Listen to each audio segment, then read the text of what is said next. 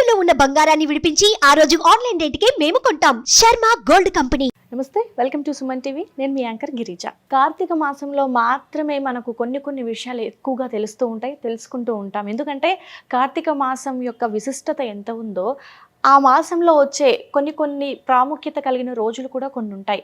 So అలాంటిదే అమావాస్య తర్వాత వచ్చే పాడ్యమిని పోలీస్ వర్గం అంటారు.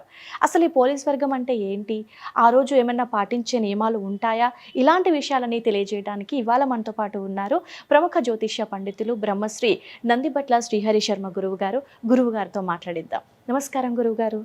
వాగర్థావివ సంపృక్తౌ వాగర్థ ప్రతిపత్తయే జగతః పితరౌ వందే పార్వతీ పరమేశ్వరౌ. సదాశివసమారంభాం శంకరాచార్య మధ్యమాం అస్మదాచార్య పర్యంతం వందే గురు పరంపరాం. ఆదిత్యాయ చ సోమాయ మంగళాయ బుధాయ చ గురుశుక్ర శనిభ్యశ్చ రాహవే కేతవే నమః. శృంగేరి జగద్గురు పీఠాధిపతులకి, కంచి పీఠాధిపతులకి నమస్కారములు తెలియజేసుకుంటూ కార్యక్రమాన్ని ప్రారంభిద్దాం. అంటే గురువుగారు, అమావాస్య తర్వాత వచ్చే పాడ్యమిని పోలీస్ వర్గం అంటారు. అది కూడా కేవలం మనం ఈ కార్తీక మాసంలో మాత్రమే చూడగలుగుతాం. అసలు ఏంటి గురువుగారు ఈ పోలీస్ వర్గం అంటే ఏంటి? ఆ రోజు పాటించాల్సిన నియమాలు ఏమైనా ఉంటాయా? పూజా విధానాలలో ఏవైనా అంటే ప్రత్యేకతలు ఏమైనా ఉంటాయా గురువుగారు? పోలీస్ వర్గము అని చెప్పి అంటే దీనికి ప్రధానమైనటువంటి ఆధారభూతమైనటువంటి జానపద కథలలో ఒక కథ ఉంది. ఓకే గురువు. అంటే ఒక రజక స్త్రీకి ఉన్నటువంటి కోడళ్ళు, 5 కోడళ్ళలో చిన్న కోడలు పోలమ్మ. ఆమె ఈ కార్తీక మాసాన్ని యథాశక్తి కాకుండా మనస్సుని అర్చించి పూజా కార్యక్రమాలు, శివానుగ్రహానికి పాత్రులైంది కాబట్టి పాడ్యమి అనగా కార్తీక మాసం అంతా అయిపోయిన తర్వాత పాడ్యమి రోజున యథాలాపంగా నెల రోజుల పాటు శివపూజ చేసుకుని పాడ్యం రోజున కూడా అవి శివపూజ చేసుకోవడం వల్ల దేవదూతలు వచ్చి ఆమెని స్వర్గానికి తీసుకొని పోయినటువంటి సంఘటన ఇది సాటి స్త్రీ మహిళా మూర్తులందరికీ కూడా వర్తిస్తుంది. కాబట్టి ఈ కార్తీక మాసం నెల రోజుల పాటు పుణ్యవ్రతాలు, నోములు, నక్తములు, ఉపవాసములు ఇలా అనేక విధాలుగా పూజాది కార్యక్రమాలు చేసుకొని ఈశ్వరానుగ్రహాన్ని పొందినటువంటి వాళ్ళందరూ కూడా ఈ పోలిని ఆదర్శంగా తీసుకొని ఆమెకు కలిగినటువంటి స్వర్గలోకాధిపత్యము అనగా స్వర్గలోక నివాస స్థానము మాకు కూడా కలగాలి అని చెప్పి ఈ విధంగా నెల రోజుల పాటు కూడాను పూజలు చేసేటువంటి ఆచారం కూడా ఉంది. ముఖ్యంగా గమనించుకున్నట్లయితే ఎంతోమంది స్వర్గాన్ని పొందిన వాళ్ళు ఉన్నారు. స్త్రీలలో స్వర్గాన్ని పొందినటువంటిది చెప్పుకునేటువంటి కథ ఇది ఒక్క కథనే. అంటే ఎంతోమంది పొందిన కథలు ఉన్నాయి, కానీ ప్రత్యేకించి పోలమ్మకు జరిగినటువంటి అదృష్టము మనకి కూడా కలగాలనే తాపత్రయంతో ఎక్కువ మంది ఈ యొక్క, ఎందుకంటే మనిషికి కావాల్సింది స్వర్గమే కదమ్మా. స్వర్గం అంటే ఏంటి? సుఖ సంతోషాదులతో ఉండడం. ఇక్కడ మనం సైంటిఫికల్గా ఆలోచించాల్సింది ఏంటనంటే అక్కడ కథ రూపంలో మనకు స్వర్గము నరకం అనేటువంటి దాని గురించి వర్ణిస్తారు. స్వర్గం నరకం అంటూ ఎక్కడా లేవు, ఈ లోకంలోనే ఉన్నాయి. కాబట్టి స్వర్గం అంటే ఏంటి? చీకు చింత లేని జీవితం, అన్ని అవసరాలు సకాలానికి తీరిపోయే జీవితం ఇది. కాబట్టి స్వర్గం అనేటువంటి అర్థము ఈ విధంగా మనం అన్వయించుకొని ఏ మహిళ అయితే ఈ నెల రోజుల పాటు పూజాది కార్యక్రమాలు చేసుకుంటుందో అలాంటి స్వర్గంతో సమానమైనటువంటి ఇలలో వైభవపేతమైనటువంటి జీవితం ఆ మహిళలకు దొరుకుతుంది. కాబట్టే ఇక్కడ గమనించాల్సిన అంశం ఏంటంటే ఈ పోలీస్ స్వర్గము జరిగినటువంటి సందర్భంగా కార్తీక మాసం అంతా నెల రోజుల పాటు ఉపవాస దీక్ష తీసుకొనో దీపారాధన చేసిన వాళ్ళు, అలాగే సంబంధించినటువంటి దేవత అనుగ్రహాన్ని పొందిన వాళ్ళు ఉంటారు. అంటే విష్ణువుకి ఈశ్వరునికి సంబంధించినటువంటి మాసం కదా. ఇటు విష్ణుపరంగా విష్ణు భక్తి ఉన్నటువంటి వాళ్ళు, శివపరంగా ఈశ్వరుని పట్ల భక్తి ఉన్న వాళ్ళు నెల రోజుల పాటు కార్తీక మాసంలో పూజాది కార్యక్రమాలు చేసి ఉంటారు. అటువంటి వాళ్ళు దీన్ని కంటిన్యూషన్గా మార్గశిర పాడ్యమి రోజున కూడా అదే విధానాన్ని అనుసరించినట్లయితే తప్పకుండా వాళ్ళకి ఆ యొక్క మాస రోజుల పాటు చేసినటువంటి పూజ సంపూర్ణ ఫలితం దక్కుతుంది. అయితే గురుగారు, అంటే మాసం రోజుల చేసిన పుణ్యఫలం ఈ రోజు కూడా చేస్తే కంటిన్యూగా వస్తుంది అంటున్నారు కదా, మరి ఆ రోజు పూజా విధానాల్లో ఏ విధంగా పూజలు చేయాలి అంటారు గురువుగారు? చక్కగా ఇక్కడ ఒకటి చాలా క్లియర్గా మనకు చెప్పబడినటువంటిది ఏంటంటే ఈ నెల రోజుల పాటు పూజాది కార్యక్రమాలు చేసిన వాళ్ళు అయిపోయింది కదా అని చెప్పేసేసి కాకుండా మార్గశిర శుద్ధ పాడ్యమి రోజున ఈసారి సోమవారం వచ్చింది, చాలా విశేషము. పైగా జ్యేష్ఠ నక్షత్రంతో కూడుకున్నటువంటిది. కాబట్టి ఆ రోజున ఉదయాన్నే మళ్ళీ బ్రహ్మముహూర్త కాలంలో స్నానాది కార్యక్రమాలు పూర్తి చేసుకొని చక్కగా ఈశ్వరుని ఆరాధన చేసేవాళ్ళు శివాష్టోత్తరము, శివ సహస్రనామం, విష్ణు అష్టోత్తరము, విష్ణు సహస్రనామ పారాయణము అవన్నీ చేసుకొని నైవేద్యము, పాలు, ఇతర పండ్ల పదార్థాలు నైవేద్యంగా పెట్టవచ్చు. పెట్టిన తర్వాత ఇక్కడ చేయాల్సినటువంటిది ఏంటంటే, ఇక్కడ ఒక విశేషం ఉన్నది. నెల రోజుల పాటు కార్తీక మాసం చేసుకోలేని వాళ్ళు కూడా ఉంటారు. అవును గురువుగారు. కాబట్టి కొంత నెల రోజుల్లో కొన్ని ఇబ్బందులు వచ్చి మహిళలు ఇబ్బందులు పడి 4 రోజులు ఋతుక్రమం వచ్చి ఇబ్బంది పడి చేసుకోలేని వాళ్ళు ఉంటారు. కాబట్టి దాన్ని సంపూర్ణత చేసేటందుకోసమై ఈ యొక్క పోలి పాడ్యమి అనగా మార్గశిర శుద్ధ పాడ్యమి రోజున 30 ఒత్తులతో దీపారాధన చేయాలి. ఆవు నేతితో ముంచినటువంటి 30 ఒత్తులతో దీపారాధన చేయాలి. చేసిన తర్వాత ఈ పాడ్యమి ఉన్నటువంటి సందర్భంలోనే చేయాలి. పాడ్యమి సుమారు మధ్యాహ్నం 11 చిల్లర 12 చిల్లరకి వెళ్ళిపోతుంది. కాబట్టి ఏం చేయాలి? 11 లోపలనే సూర్యోదయం అవుతుండగానే ఇవన్నీ పనులన్నీ పూర్తి చేసుకొని దీపారాధన చేసి, కొంతమంది విశేషంగా పిండి దీపములు అనేటువంటివి పెడతారు ఎక్కువగా. అలాగే అవకాశం ఉంటే నదీ తీర ప్రాంతంలో ఉన్నవాళ్ళు, చెరువులు సరస్సులు ఉన్నవాళ్ళైతే ఆ రోజున ఆ చెరువు గట్టు దగ్గరనో స్నానం ఆచరించారు, నదీ తీరంలో స్నానం ఆచరించారు. లేకపోతే ఆ రోజున ఇంట్లోనైనా కానీ నీటిలో కానీ బావి నీటిలో కానీ ఆచరించవచ్చు.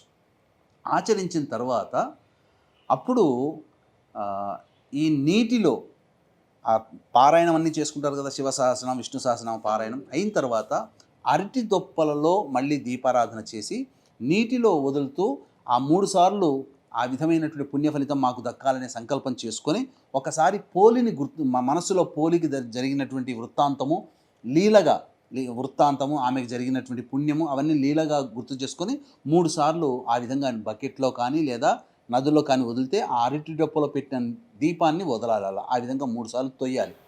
ఆ విధంగా చేసి దీపానికి నమస్కారం చేసుకొని ఇంటికి వస్తే కార్తీక మాసము పుణ్య ఫలితం అంతా కూడా వాళ్ళకు దక్కుతుంది. ఆ సమయంలో ఆ ఉషస్సు సమయంలో ఈ పోలికి సంబంధించినటువంటి గాథని కూడా ఒకసారి చదువుకోవాలి.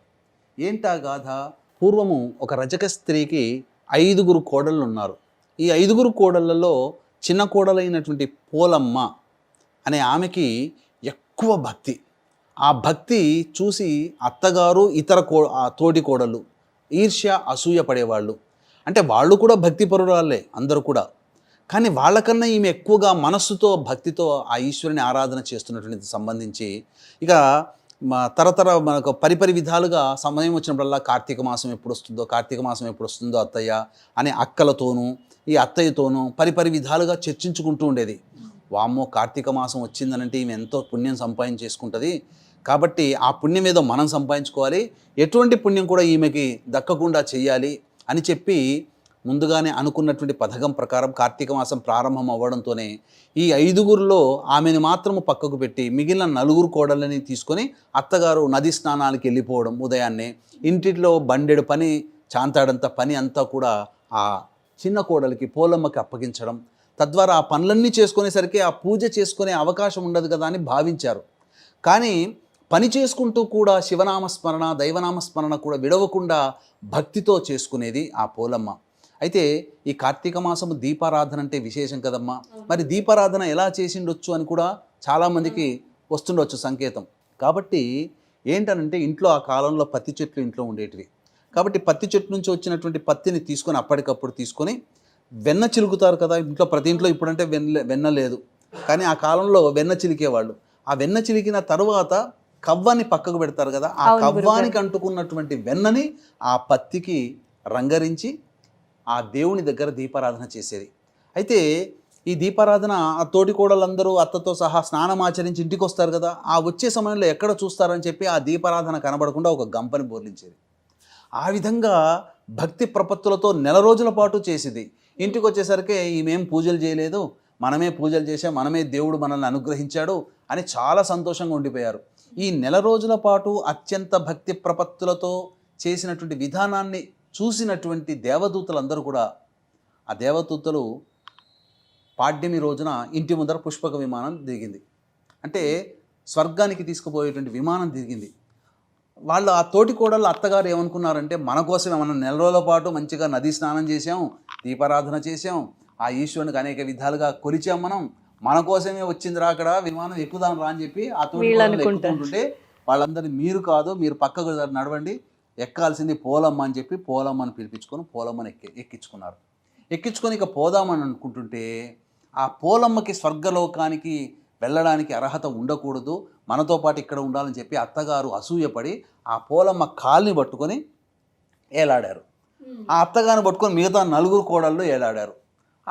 వాళ్ళందరూ కూడా దేవదూతలందరూ కూడా నువ్వు కాదని చెప్పాం కదమ్మా అని చెప్పి వాళ్ళని తోసేశారు. ఆ విధంగా ఆమె బొందితోనే స్వర్గాధిపత్యం పొందింది, వీళ్ళు మాత్రం ఇక్కడే ఉండిపోయారు. అంటే ఈర్ష్య అసూయలతో కోరికలతో దీని అర్థం ఏంటంటే ఈ పోలమ్మ కథ ద్వారా మనం తెలుసుకోదలిసినటువంటిది ఈ యొక్క ఈర్ష్య అసూయలతో కానీ లేదా కోరికలతో కానీ కార్తీక మాసం వ్రతం అనేటువంటిది చేయకూడదు. సైద్ధాంతిక పరంగా భక్తితో మనస్సుని అర్పించుతూ చేయాలి. ఆ విధంగా ఇప్పుడు మక్కాలో ఉన్నటువంటి శివలింగం ఎక్కడిది ఉన్నటువంటిది శుక్రాచార్యుడు, రాక్షసుల గురువైనటువంటి శుక్రాచార్యుడు మనస్సుని అర్పించి 5000 సంవత్సరాలు కంటితో అభిషేకం చేసుకుంటూ వచ్చాడు. ఆ ఈశ్వరుడు మెచ్చి ఆ లింగాన్ని ప్రసాదించాడు. అది దాని కథ. అంటే ఏంటంటే దీని అర్థం ఏంటంటే మనకు పరిపరి విధాలుగా ఏ దేవతారాధనలో అయినా కానీ మూఢభక్తి మరియు మనస్సుతో అర్చించి చేసేటువంటి భక్తే ప్రధానము తప్ప నీవు కనిపించేటువంటి వస్తువులతోనో ఆడంబరంగా నేను ఈ పూజ చేస్తున్నాను, ఖచ్చితంగా నాకు ఇది కావాలి అని చెప్పి సంకల్పం చేసుకునే భక్తి వల్ల ఎటువంటి ప్రయోజనం ఉండదు అని చెప్పి తెలిపేటువంటిదే ఈ పోలమ్మ కథ వృత్తాంతంగా మనం తెలుసుకోవచ్చు.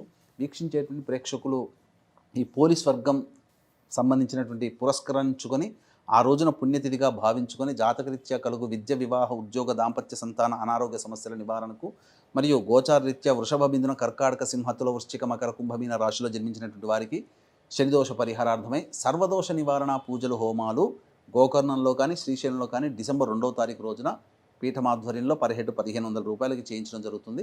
అవకాశం ఉన్నవాళ్ళు కార్యక్రమ తదనంతరం కాంటాక్ట్ చేసి పూర్తి వివరాలు తెలుసుకోవచ్చు. అయితే గురుగారు, ఇప్పుడు ఈ కార్తీక మాసానికి ఎంత పవిత్రత ఉందో ఆ తదుపరి వచ్చే పాడ్యమి రోజు కూడా అంత పవిత్రత, అంత ప్రత్యేకత ఉంది అంటారు. ఉందమ్మా. అందుకనే ఖచ్చితంగా కార్తీక పౌర్ణమి రోజున అరటి డొప్పల్లో ఏ విధంగానైతే దీపారాధన చేస్తారో ఆ విధంగా కూడా పాడ్యమి రోజున చేయాలి. పోలీస్ వర్గం పొందినటువంటి రోజున ఆ విధంగా చేయాలి. ముఖ్యంగా ఎక్కువగా చాలా మంది పిండి దీపారాధనలు చేస్తారు. ఇంకా చెప్పాలి అని అంటే 30 ఒత్తులతో దీపారాధన ఖచ్చితంగా ఆ రోజున చేయాలి. ఇంట్లో చేయాలంటారు. ఇంట్లో చేయాలమ్మా. ఓకే గురుగారు. ఇంట్లో ఇప్పుడు నదులలో వదలాలి, లేదు ఇంట్లోనైనా చేసుకోవచ్చు. ఇప్పుడు నదులు స్నానం చేసే అవకాశం లేదు, నదులలో దీపంని వదిలే అవకాశం లేదు. మరి ఎట్లా అంటారు? ఒక బకెట్లో కానీ గంగాళంలో కానీ లేదా దేంట్లైనా కానీ నీరు పెట్టి ఆ విధంగా నీటిలో దీపారాధన వెలిగించినటువంటి అరటి డొప్పల్ని పెట్టి 3 సార్లు ఈ విధంగా తోస్తే ఆ విధమైనటువంటి ఫలితమే వస్తుందమ్మా.